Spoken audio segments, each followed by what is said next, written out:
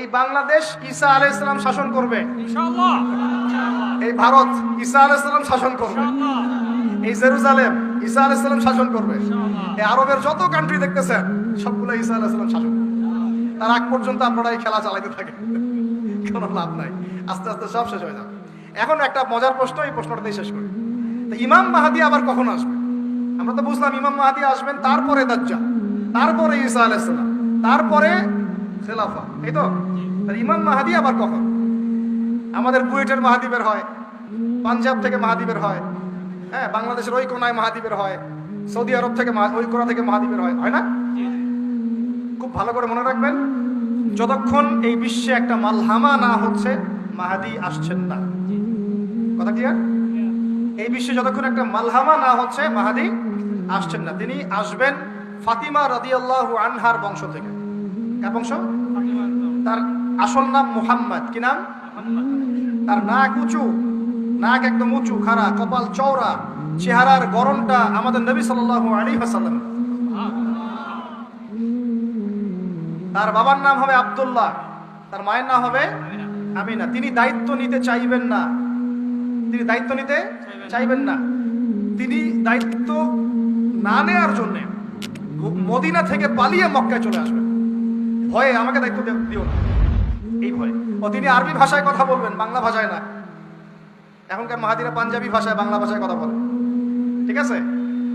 এবং এই কাবা ঘর যেটা আমরা তাওয়াফ করি, এখানে যে হাজারে আসওয়াদ আছে না, আর এই যে হাজারে আসওয়াদ আর মাকাম ইব্রাহিম, এই দুটো জায়গার মাঝামাঝি মানুষ তাকে চিনে ফেলবে, এই তো মাহদী।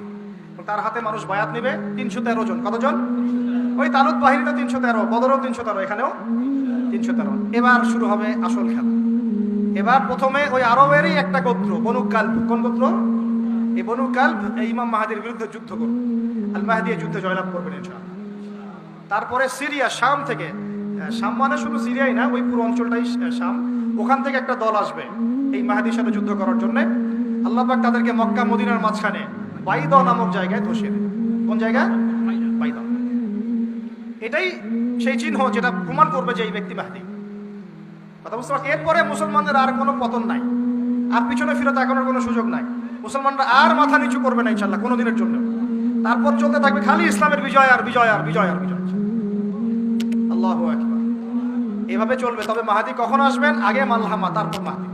মালহামা কি তাহলে? এটা হচ্ছে একটা বিশাল যুদ্ধ। এটা কি? কেমন যুদ্ধ? নবীজি বলেছেন, এই রোমকরা, ইউরোপিয়ানরা তোমাদের সাথে অচিরেই চুক্তি ভঙ্গ করবে এবং 80টা পতাকা নিয়ে তোমাদের বিরুদ্ধে ওরা যুদ্ধ করবে। এই মালহামাটা হবে ইরাকের ফোরাত নদীর নিচেই হোক আর পাশেই হোক, আল্লাহ ভালো জানেন। ওখানে সোনার পাহাড়কে কেন্দ্র করে। কি কেন্দ্র করে? এই সোনা মানে সত্যিকারের সোনাও হতে পারে, অথবা তেলও হতে পারে, আল্লাহ ভালো জানেন। তেল তো এখন সোনার জায়গা দখল করেছে, করে নাই? এই বিশ্বে তো সোনা চলে না, কি চলে? তেল। তো এটাকে কেন্দ্র করে যুদ্ধ হবে। নবীজি বলেছেন ওই যুদ্ধে এত ভয়াবহ হবে যে 100 জন যোদ্ধার মধ্যে 99 জনই মারা যাবে না। একটু মাথা খাটান যে এমন কোন যুদ্ধ কি হয়েছে পৃথিবীতে যেটাতে 100 জনের মধ্যে 99% মারা গেছে? তার মানে এটা হয়নি এখনো। আর একটা যুদ্ধে এত % মানুষ কিভাবে মরতে পারে? যদি সেটা ঢাল তলোয়ারের যুদ্ধ হলে কি মরতে পারে? নিশ্চয়ই এমন কোন অস্ত্র সেখানে প্রয়োগ করা হবে যাতে একাধারে অনেক মানুষ তাড়াতাড়ি মারা যায়। এটা এই অস্ত্র এখনকার যুগের কি অস্ত্র? নিউক্লিয়ার ওয়েপন্স হতে পারে, হতে পারে যদি এই যুগে সেটা হয়। আর যদি আল্লাহ পাক এটাকে আবার পূর্বের অবস্থায় নিয়ে যান, সেটাও হতে পারে, আল্লাহ ভালো জানেন। আমরা এটাকে ইন্টারপ্রিটেশন বলছি, এটা সঠিক হতে পারে, বেঠিক হতে পারে, অ্যাটলিস্ট একটা ধারণা তো পাচ্ছি। তারপর এই ইউফ্রেটিস নদীর এই সোনার পাহাড়কে কেন্দ্র করে এটা ঘটনা ঘটবে। আল্লাহ নবী আরো বলেছেন সাল্লাল্লাহু আলাইহি ওয়াসাল্লাম, মুসলমানরা, আমাদের কথা বলি, মুসলমানরা তোমরা যেন সেখানে হাতও না বাড়াও। কোন মুসলমান যেন ওই সোনায় হাতও না বাড়ায়, মানে ওই দিক থেকে আমরা যেন সম্পূর্ণ মুক্ত থাকি। ওরা মারামারি করে শেষ হয়ে যায়। বিশ্বটা হয়তো সংক্ষিপ্ত হয়ে আসতে পারে যদি এরকম কোনো ম্যাসিভ নিউক্লিয়ার যুদ্ধ হয়ে যায়, যেটার আশঙ্কা অনেকেই করেন। মিলিটারি অ্যাফেয়ার্স যারা পড়েন তারা করেন, পলিটিক্স যারা করেন তারা করেন। এবং এই জায়নিস্টরা চাচ্ছে, এই জায়নিস্টরা খুব করে চাচ্ছে বিশ্বে এমন একটা যুদ্ধ লাগুক। একবার ইউক্রেন রাশিয়ার ইস্যু তুলে দেয়, একবার সিরিয়ার ইস্যু তুলে দেয়, একবার আফগান ইস্যু তুলে দেয়, একবার ইরাকে ইস্যু তুলে দেয়, একবার প্রথম বিশ্বযুদ্ধ লাগায়, একবার দ্বিতীয়টা লাগায়। ওরা খুব করে চাচ্ছে যেন আরো একটা লাগে।